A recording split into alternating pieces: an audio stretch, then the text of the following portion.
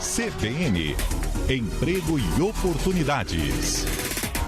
Reta final de 2023, a gente sempre fica de olho nos dados estatísticos, inclusive sobre o emprego. As estatísticas divulgadas recentemente pelo IBGE sobre o desemprego, a taxa de desocupação caiu para 7,6% no terceiro trimestre desse ano. E agora a gente conversa com Dimas Faccioli para saber o que esses números representam, né? Dimas, bom dia, seja bem-vindo. Bom dia, muito obrigado, Fernando. Bom dia, Régio. Bom dia a todos os ouvintes.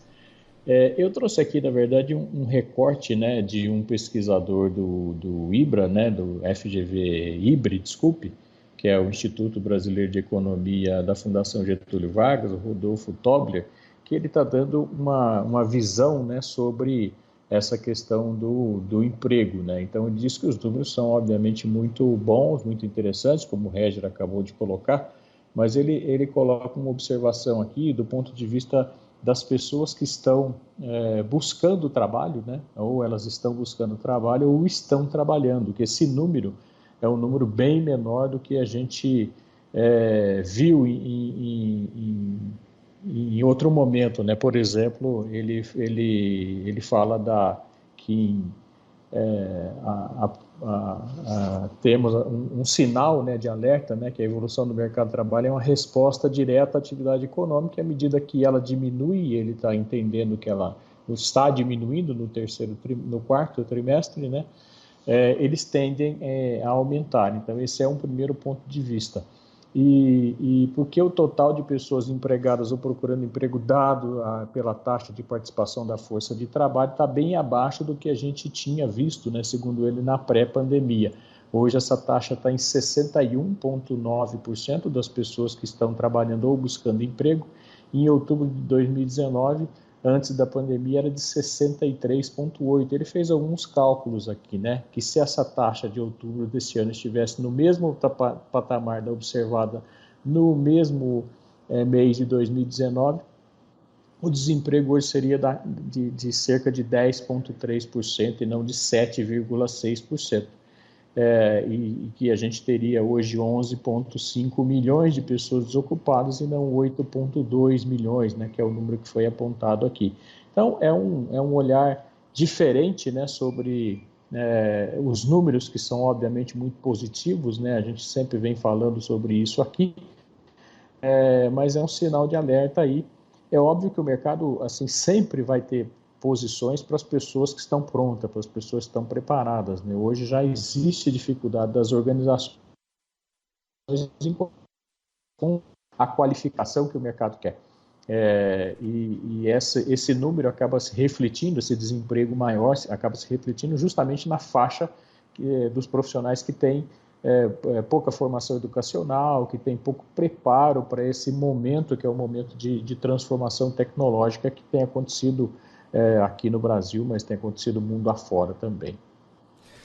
Pois é, Dimas, a gente vê então que esses números poderiam ser melhores do que a gente está observando, né?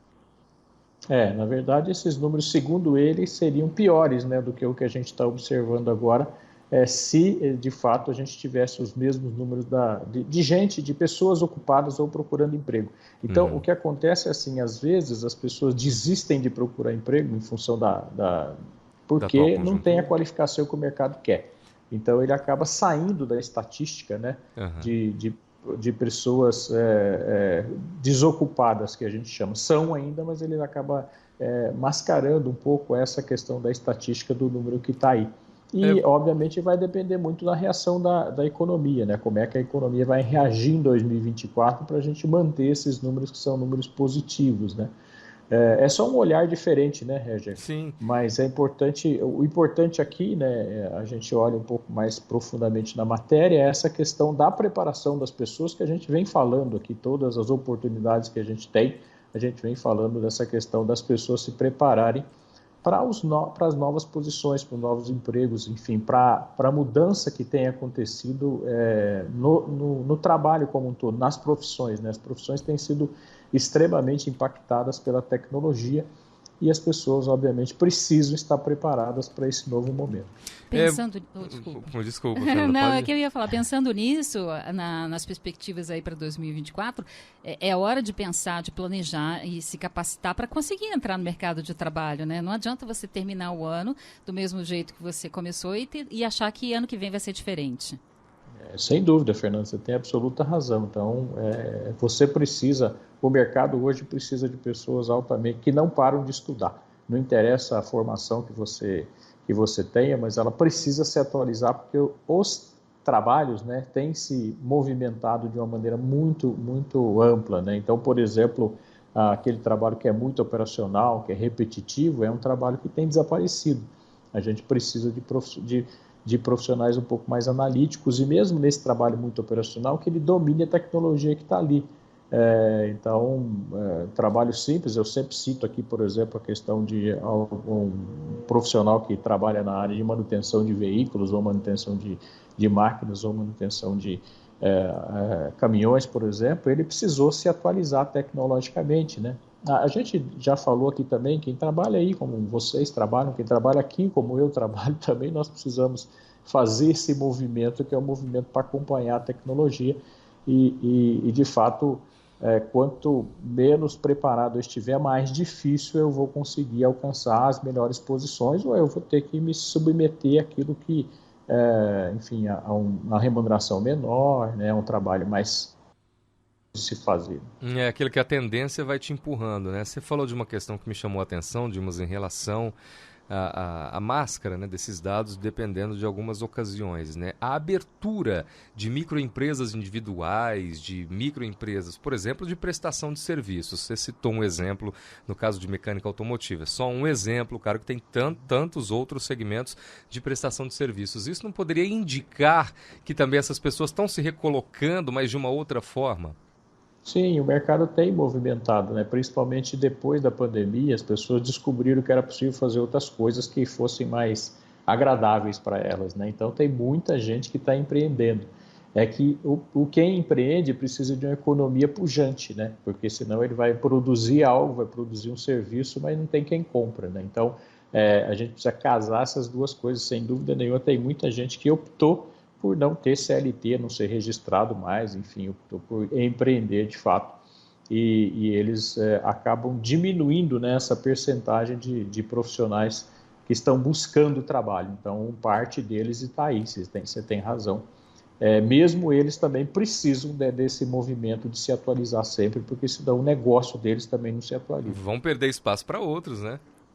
Sem dúvida, sem dúvida. Bom, Dimas, muito obrigada pela sua participação com a gente aqui. A gente vai nessa reta de fim de ano, né, já na expectativa de melhoras, tanto na quantidade, né, do emprego, quanto na qualidade e na capacitação das pessoas. A gente espera que 2024 seja um ano melhor para todo mundo, né, Regi? Com certeza, inclusive para quem busca emprego. Aliás, temos uma fatia boa, né, Dimas, ainda de pessoas em busca de oportunidades no mercado.